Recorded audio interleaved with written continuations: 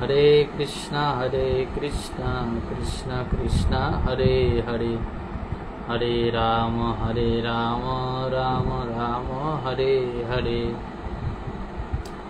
ओम नमो भगवते वासुदेवाय, ओम नमो भगवते वासुदेवाय, ओम नमो भगवते वासुदेवाय। ओम अज्ञानतिमिरान्धस्य ज्ञानाञ्जनशलाकया चक्षुरुन्मीलितं येन तस्मै श्रीगुरवे नमः। श्रीचैतन्यमनोभीष्टं स्थापितं येन भूतले स्वयं रूपकदा मह्यं ददाति शपदान्तिकम्।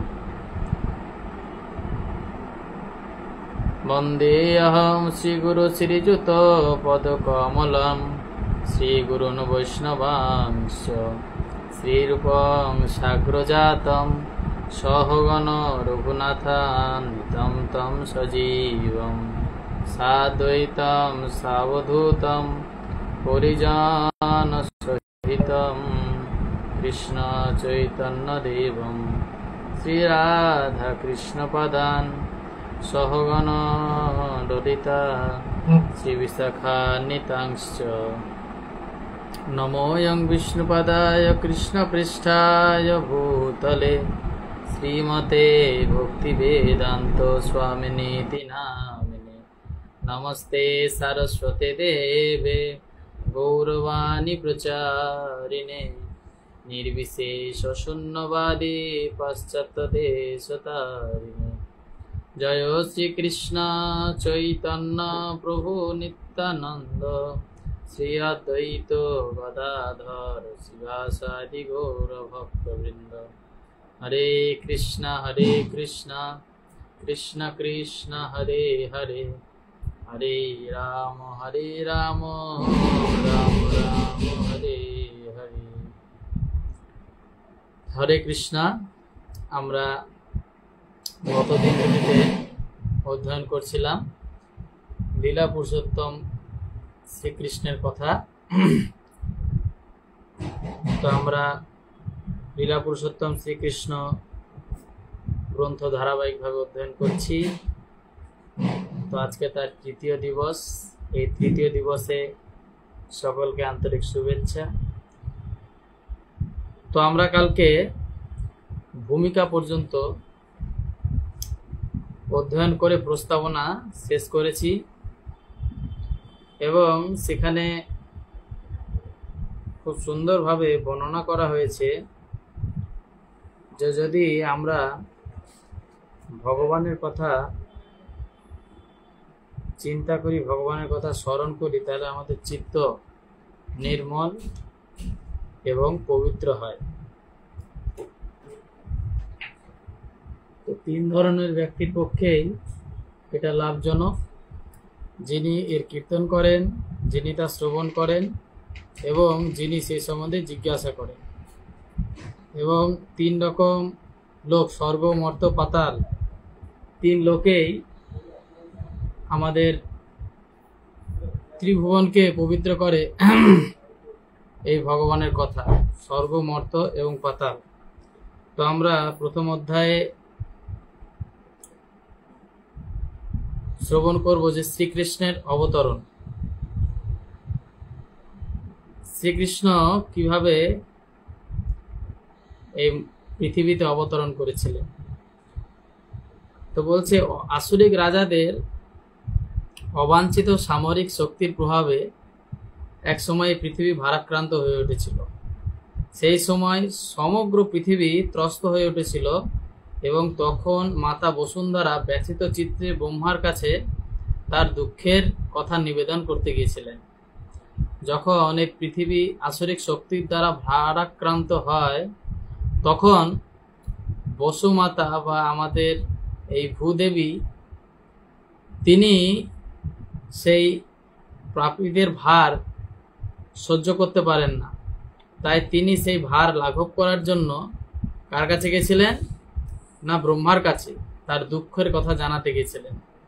এবং একটি গাভী রূপ ধারণ করে অশ্রুপূর্ণ নয়নে মাতা বসুন্ধরা ব্রহ্মার কাছে করুণভাবে তার দুঃখের কথা জানালেন।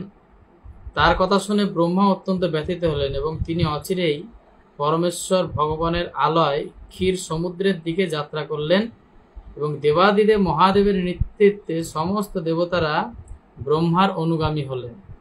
মাতা বসুন্ধরাও তার সঙ্গে গেলেন এবং ক্ষীর সমুদ্রের তীরে পৌঁছালেন। ভগবান বিষ্ণুর বন্দনা করতে শুরু করলেন, যিনি বরাহ রূপ ধারণ করে পূর্বে বসুন্ধরাকে রক্ষা করেছেন। তাহলে বোঝা গেল, যখন মাতা বসুন্ধরা ব্রহ্মার কাছে তার দুঃখের কথা আবেদন করলেন, তখন ব্রহ্মাও তার কথা শুনে অত্যন্ত ব্যথিত হলেন এবং তারা সকলে মিলে তখন ক্ষীর সমুদ্রের দিকে রওনা হলেন এবং সঙ্গে দেবাদিদেব মহাদেব তিনিও গেলেন এবং তিনিও সমস্ত দেবতাদের নেতৃত্ব দিলেন এবং ক্ষীর সমুদ্রের তীরে পৌঁছাতে ভগবানের বন্দনা করতে শুরু করলেন, যে ভগবান পূর্বেও মাতা বসুন্ধরাকে রক্ষা করেছেন। তো এইভাবে বৈদিক মন্ত্রে পুরুষ সূক্ত নামক একটি বিশিষ্ট স্তব আছে, যার দ্বারা দেবতারা ভগবান বিষ্ণুর বন্দনা করেন। কোনো রকম উপদ্রব হলেই স্বর্গের দেবতারা কি করেন, সেই উপদ্রব নিবারণার্থে তারা ব্রহ্মার কাছে প্রার্থনা জানান এবং তখন ব্রহ্মা এই ক্ষীর সমুদ্রের তীরে গিয়ে ভগবান বিষ্ণুর কাছে সাহায্য প্রার্থনা করেন এবং সাহায্য প্রার্থনা করার আগে তার স্তুতি স্তব করেন। এই ব্রহ্মাণ্ডে শ্বেতদ্বীপ নামক একটি গ্রহ রয়েছে, যেখানে ক্ষীর সমুদ্র নামে একটি সমুদ্র রয়েছে। বৈদিক শাস্ত্রের মাধ্যমে জানা যায় যে পৃথিবীতে যেমন লবণের সমুদ্র আছে, তেমনি অন্যান্য গ্রহে নানা রকম সমুদ্র আছে। কোথাও দুধের সমুদ্র আছে, কোথাও তেলের সমুদ্র আছে, কোথাও সুরার সমুদ্র আছে। এরকম নানা রকম সমুদ্র রয়েছে। তা পুরুষ সূক্ত হচ্ছে সেই স্তব যার দ্বারা দেবতারা ক্ষীরোদক্ষায় বিষ্ণু অর্থাৎ ক্ষীর সমুদ্রে যে শয়ন করেন বিষ্ণু, সেই বিষ্ণুর বন্দনা করে থাকেন। তিনি হচ্ছেন পূর্ণ পুরুষোত্তম নারায়ণ, যার থেকে ব্রহ্মাণ্ডের সমস্ত অবতারেরা প্রকট হন। তো দেবতারা পুরুষ সূক্ত দ্বারা স্তব করা সত্ত্বেও যখন ভগবান বিষ্ণু প্রসন্ন হলেন না, তখন ব্রহ্মা স্বয়ং তপস্যা করতে শুরু করলেন। তো সেই সময় ভগবান বিষ্ণু ব্রহ্মার কাছে বার্তা প্রেরণ করলেন। তিনি ব্রহ্মাকে জানালেন যে তিনি অচিরেই তার পরাশক্তি সহ অসুর সংহার করার জন্য পৃথিবীতে অবতরণ করবেন এবং তখন দেবতারাও যেন তাকে সহায়তা করার জন্য সেখানে উপস্থিত থাকেন। যখন এরকম ব্রহ্মা স্বয়ং স্তব তুতি করতে লাগলেন, তিনি স্তব তুতি করেও ভগবান বিষ্ণু প্রকট হলেন না, তখন ব্রহ্মা স্বয়ং তপস্যায় বসলেন এবং সেই তপস্যায় প্রসন্ন হয়ে তখন ভগবান বিষ্ণু তিনি আবির্ভূত হন এবং আবির্ভূত হয়ে বলেন যে তিনি এই পরাশক্তি অসুরদের সংহার করার জন্য পরাশক্তি সহ তিনি আবির্ভূত হবেন পৃথিবীতে এবং তখন দেবতারাও যেন সহায়তা করার জন্য আবির্ভূত হয়। তারা যেন অচিরেই যদুকুলে জন্মগ্রহণ করেন, যে কুলে তিনি স্বয়ং আবির্ভূত হবেন। তো ভগবান শ্রীকৃষ্ণ তিনি আবির্ভূত হয়েছিলেন। ব্রহ্মা তখন দেবতাদের সেই বার্তা শোনালেন যে ভগবানের এই হচ্ছে আদেশ যে আপনারা সকলে যদুকুলে আবির্ভূত হন। বৈদিক জ্ঞান লাভের এটাই হচ্ছে পন্থা। ব্রহ্মা তার হৃদয়ের সর্বপ্রথম বিষ্ণুর নির্দেশপ্রাপ্ত হন। সেই কথা শ্রীমদ্ ভাগবতের শুরুতেই বর্ণনা করা হয়েছে যে তেনে ব্রহ্ম হৃদা, অর্থাৎ ব্রহ্মার হৃদয়ে ভগবান সর্বপ্রথম ব্রহ্মজ্ঞান দান করেছিলেন। এখানেও ঠিক সেইভাবেই ব্রহ্মা ভগবান বিষ্ণুর কাছ থেকে বার্তা পেলেন এবং সেই বার্তা তিনি অবিলম্বে অন্য দেবতাদের শোনালেন। পরমেশ্বর ভগবান শ্রীকৃষ্ণ বসুদেবের সন্তান রূপে আবির্ভূত হবেন বলে ঘোষণা করলেন। সেই অবতরণের পূর্বেই সমস্ত দেবতারা তাদের পত্নী সহ ভগবানের এই যে মহৎ সেবা কার্য, এতে সহায়তা করার জন্য তারাও যদুকুলে বিভিন্ন পরিবারে জন্মগ্রহণ করলেন। এই সম্বন্ধে শ্রীমদ্ ভাগবতে তৎপ্রিয়ার্থ শব্দটি ব্যবহার করা হয়েছে, যার তাৎপর্য হচ্ছে ভগবানের সন্তুষ্টি বিধানের জন্য দেবতারাও তখন পৃথিবীতে অবতরণ করলেন। অর্থাৎ ভগবানের সন্তুষ্টি বিধানের জন্য যিনি কার্য করেন তিনি হচ্ছেন দেবতা। বোঝা গেল? দেবতারা জানতে পেরেছিলেন যে ভগবানের অংশ অবতার অনন্ত শেষ, যিনি অনন্ত ফনা বিস্তার করে এই ব্রহ্মাণ্ডকে মস্তকে ধারণ করে আছেন, তিনিও শ্রীকৃষ্ণের আবির্ভাবের পূর্বে অবতরণ করবেন এবং ভগবানের বহিরঙ্গা প্রকৃতি যার প্রভাবে সমস্ত বদ্ধ জীবেরা মুগ্ধ হয়ে আছে, সেই বিষ্ণুময়াও ভগবানের উদ্দেশ্যে সাধন করার জন্য তিনিও আবির্ভূত হবেন। তারপর মধুর বাক্যে সমস্ত দেবতাদের এবং মাতা বসুন্ধরাকে আশ্বস্ত করে সমস্ত প্রজাপতিদের পিতা ব্রহ্মা তিনি স্বধাম ব্রহ্মাণ্ডের সর্বোচ্চ লোক ব্রহ্মলোকে ফিরে গেলেন। সেই সময় যদুবংশের নেতা সুরসেন মথুরা এবং সুরসেন প্রদেশে রাজত্ব করছিলেন।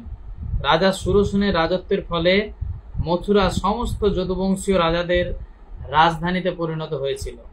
যদুবংশীয় রাজা তারা ছিলেন অত্যন্ত ধর্মপরায়ণ এবং তারা জানতেন যে দ্বারকার মতো মথুরা হচ্ছে ভগবান শ্রীকৃষ্ণের নিত্যধাম। সেই জন্য যদুবংশীয় রাজারা মথুরাতেই তাদের রাজধানী স্থাপন করেছিল।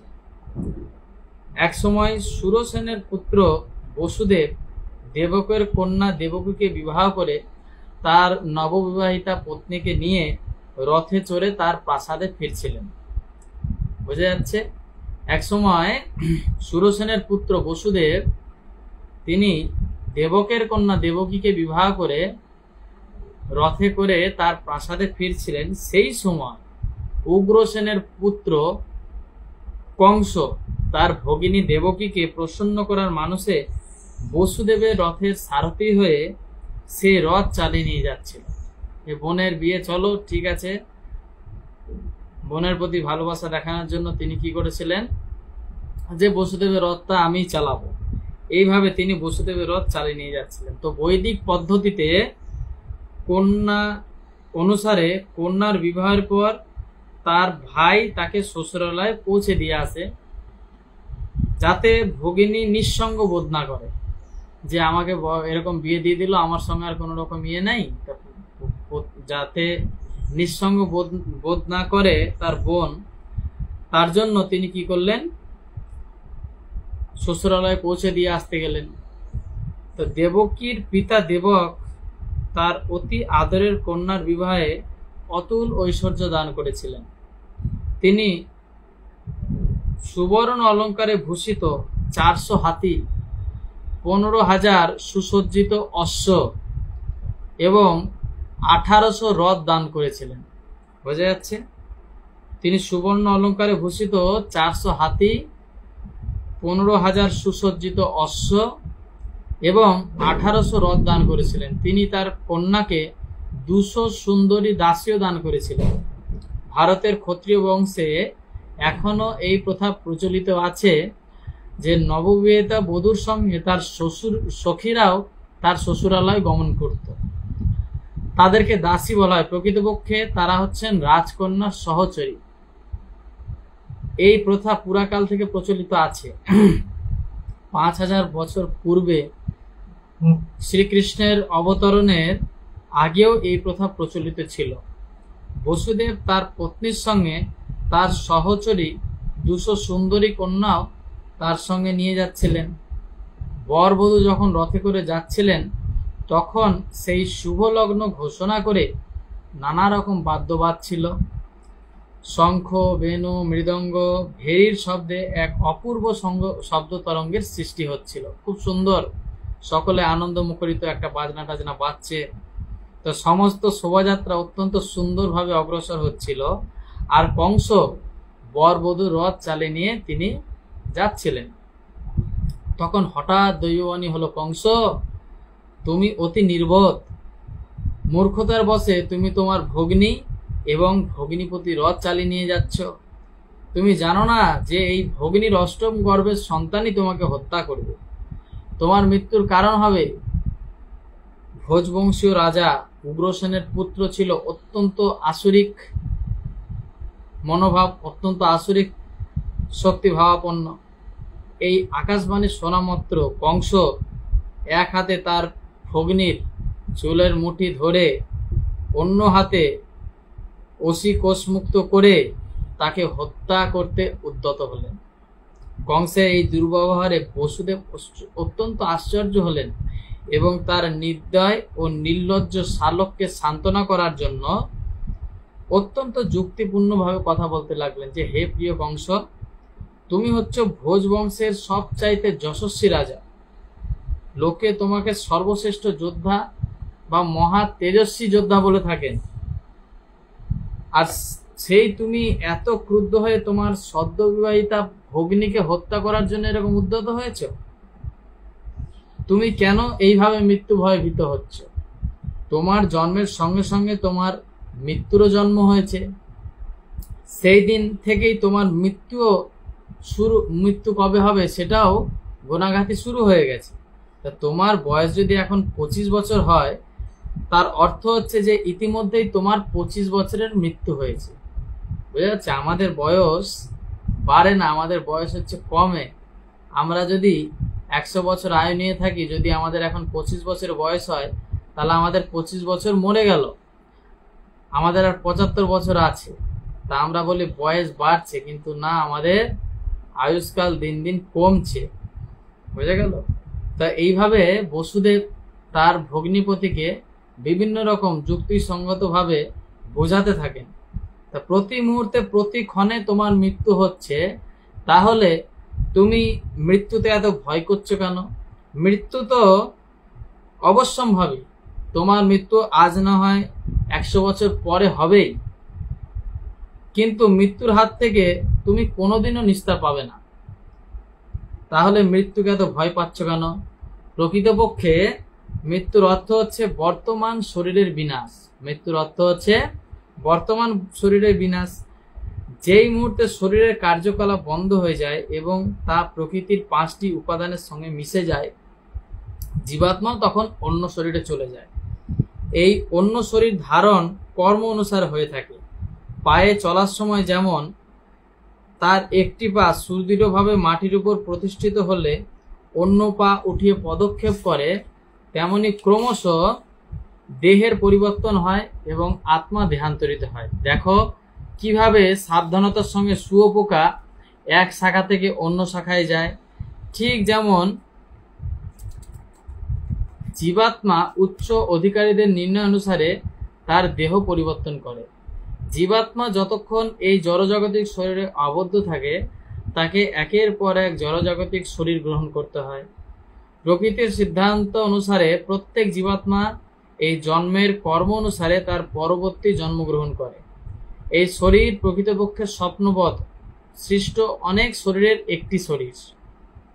স্বপ্ন অবস্থায় আমরা আমাদের মনে মনে কত রকম শরীর সৃষ্টি করি। আমরা সোনা দেখেছি, আমরা পাহাড় দেখেছি। তাই স্বপ্নে এই দুটি ধারণাকে একত্রিত করে আমরা সোনার পাহাড় দেখি। কখনো আমরা স্বপ্ন দেখি যে আমাদের শরীর আকাশে উড়ছে, তখন আমরা আমাদের এই বর্তমান শরীরটির কথা ভুলে যাই। যাই হোক, এইভাবে নিরন্তর আমাদের শরীরের পরিবর্তন হয়।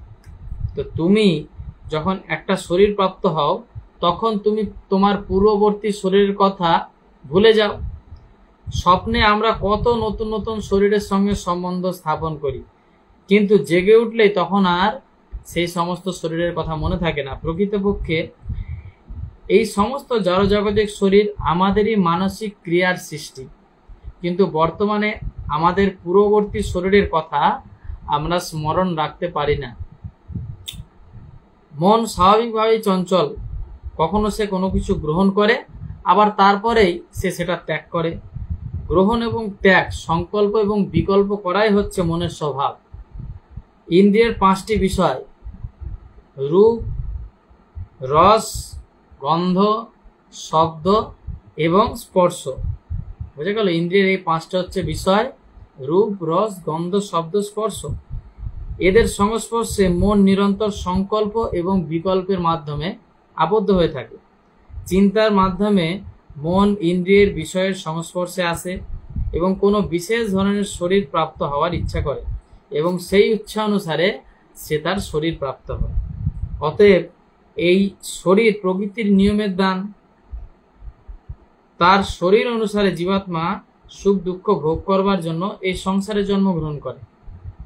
যতক্ষণ পর্যন্ত না আমরা শরীর প্রাপ্ত হই ততক্ষণ আমরা আমাদের পূর্বজন্মের কর্ম ভোগ করতে পারি না এবং এই শরীর আমরা পেয়ে থাকি আমাদের মৃত্যুকালীন চিন্তা অনুসারে। আমরা মৃত্যুকালীন যেমন চিন্তা করব সেরকম ভাবে আমাদের এই শরীর লাভ হয়ে থাকে।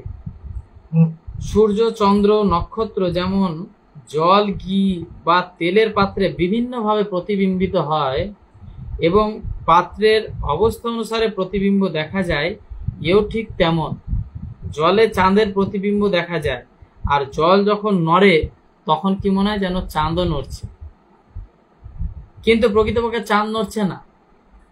তেমনি মানসিক ক্রিয়ার প্রভাবে বদ্ধ জীব বিভিন্ন রকম শরীর প্রাপ্ত হয়, যদিও প্রকৃতপক্ষে এই সমস্ত শরীরের সঙ্গে তার কোনো সম্পর্ক নেই, কিন্তু মোহের বশে মায়ার দ্বারা আচ্ছন্ন হয়ে থাকার ফলে জীবাত্মা কি করে না কোনো বিশিষ্ট শরীরকে তার স্বরূপ বলে মনে করে। যেগুলো এটা হচ্ছে মোহর বশে আমরা এই শরীরকে তখন মনে করি যে এটাই হচ্ছে আমাদের সমস্ত কিছু।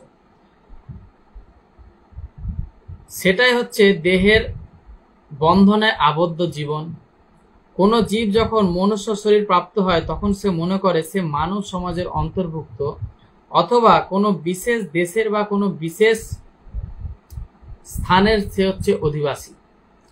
সে তার দেহ অনুসারে নিজের পরিচিতি স্থাপন করে এবং অনর্থক অন্য আরেকটি শরীর প্রাপ্ত হওয়ার আয়োজন করতে থাকে। বোঝা গেল? এখন আমরা যেরকম কর্ম করছি এটা হচ্ছে পরবর্তীতে আমরা কিরকম শরীর পাবো তার আমরা আয়োজন করছি, যদিও তাতে তার কোনো প্রয়োজন নেই। এই ধরনের কামনা বাসনা বা মানসিক চিন্তাধারায় হচ্ছে বিভিন্ন শরীর প্রাপ্তির কারণ। জরা প্রকৃতি আবরণাত্মিকা শক্তি, এটি হচ্ছে এতই বলবতী যে জীব যে শরীরই প্রাপ্ত হোক না কেন সে সন্তুষ্ট থাকে এবং মহা আনন্দে সেই শরীরকেই তার স্বরূপ বলে মনে করে। তাই আমার প্রার্থনা হচ্ছে যে তুমি তোমার মন এবং দেহের নির্দেশের দ্বারা মোহাচ্ছন্ন হইও না। বোঝা গেল? এইভাবে কে বোঝাচ্ছেন এই কথাগুলো? না বসুদেব বোঝাচ্ছেন। কাকে? না তার শাল্যক কংসকে। তো তারপর বসুদেব কংসের কাছে প্রার্থনা করলেন যে সে যেন তার নববিবাহিতা ভগিনীর প্রতি হিংসাপরায়ণ না হয়। কারোর প্রতি হিংসাপরায়ণ হওয়া উচিত নয়, কেননা হিংসাই হচ্ছে ইহলোক এবং পরলোকে ভয়ের কারণ। দেবকীর হয়ে বসুদেব কংসকে বললেন যে তিনি তার কনিষ্ঠা ভগিনী, তিনি সদ্য বিবাহিতা, ছোট ভাই এবং বোনকে পিতার মতো রক্ষা করা বড় ভাইয়ের কর্তব্য, বড় ভাইয়ের ধর্ম। বসুদেব যুক্তি দেখালেন যে অবস্থাটা অত্যন্ত জটিল। যদি তুমি দেবকীকে হত্যা করো তাহলে তোমার যশের হানি হবে, কারণ আগেকার ক্ষত্রিয় রাজাদের নিয়ম ছিল তারা স্ত্রীকে, ব্রাহ্মণকে, গোমাতাকে তারা কখনো হত্যা করতো না। তাই যদি কেউ হত্যা করে তাহলে কি হবে? তার যশের হানি হবে। তো বসুদেব এরকম নানা রকম তাকে সুন্দর উপদেশ এবং দার্শনিক বিচারের মাধ্যমে কংসকে শান্ত করার চেষ্টা করলেন, কিন্তু তবুও কংস শান্ত হলো না। কংস তো ভাই কংস, কেননা তার প্রবৃত্তি ছিল আসুরিক। অতি উচ্চকুলে জন্ম হওয়া সত্ত্বেও আসুরিক সঙ্গের প্রভাবে সে সর্বদাই ছিল আসুরিক ভাবাপন্ন। অসুর কোনো সৎ উপদেশ গ্রহণ করে না, তার অবস্থা একটা পাকা চোরের মতো। তাকে যতই নৈতিক উপদেশ করা হোক না কেন তাতে কোনো কাজ হয় না। তেমনি যে মানুষ আসুরিক বা নাস্তিক সে কখনো সৎ উপদেশ গ্রহণ করে না। দেবতা এবং রাক্ষসের মধ্যে এটাই হচ্ছে পার্থক্য। শাস্ত্রের উপদেশ অনুসারে যে জীবনযাপন করে শাস্ত্রের নির্দেশ অনুসারে তাকে বলা হয় দেবতা, আর যে সেই উপদেশ গ্রহণ করে না তাকে বলা হয় অসুর। তাই আমাদের যে জীবন সেই জীবন শাস্ত্রের উপর আধারিত হওয়া দরকার। আমরা যদি শাস্ত্রের উপর আধারিত হয়ে আমাদের জীবনযাপন না করব তাহলে আমরা অসুর বলে ঘোষিত হব, অসুর বলে বিবেচিত হব। কংসকে শান্ত করতে অক্ষম হয়ে বসুদেব চিন্তা করতে লাগলেন যে দেবকীকে কিভাবে রক্ষা করা যায়। বিপদের সময় বুদ্ধিমান মানুষের প্রথম কর্তব্য হচ্ছে সেই বিপদকালীন পরিস্থিতি থেকে কিভাবে রক্ষা পাওয়া যায় সেটা চিন্তা করা। কিন্তু যদি ঐকান্তিক প্রয়াস সত্ত্বেও সেই বিপদ থেকে রক্ষা না পাওয়া যায়, তাহলে তাতে পৌরুষের হানি হয় না। কর্তব্য সম্পাদনে যথাসাধ্য চেষ্টা করা উচিত, কিন্তু সেই চেষ্টা যদি ব্যর্থ হয় তাতে কোনো দোষ নেই। বসুদেব তার পত্নীর বিষয়ে পুনরায় বিবেচনা করলেন যে এখন তো আমাকে দেবকীর প্রাণ রক্ষা করতে হবে, তারপর সন্তানদের রক্ষার উপায় সম্বন্ধে চিন্তাভাবনা করা যাবে পরে। তিনি আরও ভাবলেন যে ভবিষ্যতে যদি আমার কোনো সন্তান হয় যার হাতে কংসের মৃত্যু, তাহলে দেবকী এবং আমার সেই সন্তান উভয়ই অবশ্য রক্ষা পাবে, কেননা ভগবানের বিধান অবশ্যম্ভাবী। কিন্তু এখন যেভাবেই হোক আমাকে দেবকীর প্রাণ রক্ষা করতে হবে। জীব যে কিভাবে কোনো বিশেষ শরীরের সংস্পর্শে আসে সেই সম্বন্ধে কোনো নিশ্চয়তা নেই। যেমন দাবানল যে কোন গাছকে পোড়াবে সেই সম্বন্ধে কোনো নিশ্চয়তা নেই। বনে যখন দাবানল জ্বলে তখন দেখা যায় যে অনেক সময় আগুন বায়ুতাড়িত হয়ে কোনো গাছকে অতিক্রম করে অন্য গাছকে জ্বালায়। সামনে যে গাছটা আছে হয়তো সেই গাছটাকে জ্বালালো না, হাওয়ার ফলে তার পরের গাছটাকে জ্বালালো। এইভাবে হয়ে থাকে। তেমনি অতি সাবধানে কর্তব্যরত থাকলেও আগামী জন্মে যে কীরকম শরীর লাভ হবে তা জানা অত্যন্ত কঠিন। আমরা অনেক ভালো কাজ করছি, কিন্তু পূর্বে যে কি খারাপ কাজ করেছি এবং তার জন্য যে আমাদের কি শরীর প্রাপ্ত হতে হবে আমরা সেটা জানি না। তো মহারাজ ভরত অত্যন্ত নিষ্ঠার সঙ্গে আত্মজ্ঞান লাভের প্রচেষ্টা করেছিলেন, কিন্তু ঘটনাক্রমে তিনি একটি হরিণ শিশুর প্রতি মহাচ্ছন্ন হয়ে পড়েন, স্নেহশীল হয়ে পড়েন এবং পরবর্তী জন্মে তাকে হরিণ রূপে জন্মগ্রহণ করতে হয়। তাই আমরা যদি এই জড়জগতের উপর যদি সামান্য অ্যাটাচমেন্ট রাখি, তাহলে আমাদের সেই জায়গায় ফিরে এসে আবার সেই জনিতে জন্মগ্রহণ করতে হবে। তাই আমরা এই জড়জগৎকে ব্যবহার করব, কিন্তু এইখানে থেকে আমরা চিন্তা ভাবনা করব ভগবানের, কিভাবে তার পত্নীকে রক্ষা করবেন সেই সম্বন্ধে বিবেচনা করে বসুদেব অত্যন্ত সম্মানের সঙ্গে কংসকে সম্বোধন করতে লাগলেন। যদিও কংস ছিল অত্যন্ত পাপিষ্ঠ। আমরা দেখি সমাজে অনেক বড় বড় ব্যক্তিরা থাকেন, তারা অত্যন্ত কুকর্ম করে থাকেন, কিন্তু যেহেতু তাদের পাওয়ার আছে, সেই পাওয়ারের কাছে সাধারণ নিম্নবিত্ত মানুষের পাওয়ার কাজ করবে না। তাই আমরা পেছনে তাকে গালাগালি করলেও সামনে তাকে সুন্দরভাবে বলে থাকি, তাকে সুন্দর সুন্দর সম্বোধন করি। তো সেরকম বসুদেবও তিনি জানতেন সে অত্যন্ত পাপিষ্ঠ ব্যক্তি, কিন্তু সে সুন্দরভাবে সম্বোধন করতে লাগলেন। কখনো কখনো বসুদেবের মতো ধর্মপরায়ণ মানুষকে কংসের মতো কদর্য প্রকৃতির মানুষের সঙ্গে চাটুকরিতা করতে হয়। এটা হচ্ছে কূটনীতির পন্থা। যখন সোজাসুজি কাজ হচ্ছে না, তখন এবারে কূটনীতির আশ্রয় গ্রহণ করতে হবে। অন্তরে অত্যন্ত ভারাক্রান্ত হলেও বাইরে তিনি অত্যন্ত প্রসন্ন এই ভাব প্রদর্শন করতে লাগলেন। কে? বসুদেব। তিনি নির্দয় ও নির্লজ্জ কংসকে সম্বোধন করে তাই বসুদেব বললেন, প্রিয় কংস, তুমি বিবেচনা করে দেখো, তোমার ভগ্নীর থেকে কোনো বিপদ আশঙ্কা করার কারণ নেই। তুমি আকাশবাণী শুনে বিপদের আশঙ্কা করেছ, কিন্তু সেই বিপদ আসবে তোমার ভগ্নীর পুত্র থেকে, যার এখনো জন্মই হয়নি। কে জানে, হয়তো ভবিষ্যতে তার কোনো সন্তানই হবে না, সন্তান নাও হতে পারে। এই সমস্ত বিবেচনা করে দেখো, তাহলে তুমি দেখবে যে তুমি এখন নিরাপদ। আর তোমার ভগ্নীর কাছ থেকে কোনো বিপদ আশঙ্কা করার কারণ নেই। তার যদি কোনো পুত্র হয়, তাহলে আমি প্রতিজ্ঞা করছি যে সেই পুত্রকে আমি তোমার হাতে অর্পণ করব। কংস বসুদেবের প্রতিজ্ঞার মূল্য জানত, তাই এই প্রতিশ্রুতিতে সে সম্মত হলো এবং তখনকার মতো সে ভগ্নী হত্যার মতো জঘন্য কার্য থেকে বিরত হলো। তখন বসুদেব একটু স্বস্তি বোধ করলেন এবং কংসের এই বিবেচনার প্রশংসা করলেন এবং তারপর তিনি তার প্রাসাদে ফিরে গেলেন। কিছুদিন পরে বসুদেব এবং দেবকীর একে একে 8টি পুত্র সন্তান হলো এবং একটি কন্যা সন্তান হলো। প্রথমে পুত্রের জন্মের পর প্রতিজ্ঞাবদ্ধ বসুদেব কংসের কাছে নিয়ে গেলেন, কারণ তাকে কথা দিয়েছিলেন যে পুত্রের যদি জন্ম হলেই আমি তোমার কাছে নিয়ে আসব। তাই কংসের কাছে নিয়ে গেলেন। বসুদেবের চরিত্র ছিল অত্যন্ত মহান। তার সত্য নিষ্ঠার জন্য তিনি প্রসিদ্ধ ছিলেন, বিখ্যাত ছিলেন এবং চরম বিপদেও তিনি সত্যভ্রষ্ট হননি। নবজাত শিশুটিকে কংসের হাতে অর্পণ করা তার পক্ষে অত্যন্ত দুঃখদায়ক ছিল, কিন্তু তবুও তিনি ছিলেন প্রতিজ্ঞাবদ্ধ। তাই তিনি সেই নবজাতক শিশুটিকে কংসের হাতে অর্পণ করলেন। সেই শিশুটিকে পেয়ে কংস অত্যন্ত প্রসন্ন হলো, কিন্তু বসুদেবের এই আচরণে কংসের হৃদয়ে বসুদেবের প্রতি করুণার হৃদয় হলো। এই ঘটনার মাধ্যমে আমরা সুন্দর শিক্ষা পাই যে বসুদেবের মতো মহাত্মার পক্ষে তার কর্তব্য সম্পাদন করা একটুও কঠিন নয়। বসুদেবের মতো বিদ্বান ব্যক্তিরা কাউকে কোনো অপবাদ না দিয়ে তার কার্য করে যান, আর কংসের মতো পাপী জঘন্যতম দুরাচারী ব্যক্তিরা তারা দুরাচার করতে দ্বিধাবোধ করেন না। বুঝা গেল? তাই আমাদের জীবন চালাতে হবে, কিন্তু কাউকে কোনো রকম দোষারোপ না করে। আমরা সাধু হতে এসেছি, সাধু হওয়ার চেষ্টা করছি। তাই আমাদের এই বসুদেবের যে সুন্দর আদর্শ দৃষ্টান্ত, সেই আদর্শ দৃষ্টান্তের আমাদের জীবনে সেটাকে অ্যাপ্লাই করতে হবে।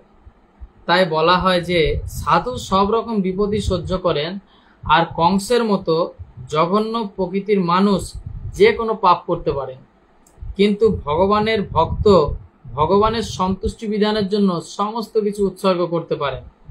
বসুদেবের ব্যবহারে কংস তখন অত্যন্ত প্রসন্ন হলেন এবং এই আচরণে দ্রবীভূত হয়ে বললেন, প্রিয় বসুদেব, তোমার এই পুত্রকে নিয়ে আমার কোনো লাভ নেই, কেননা দৈববাণীতে আমি শুনেছি যে তোমার অষ্টম পুত্র আমাকে সংহার করবে।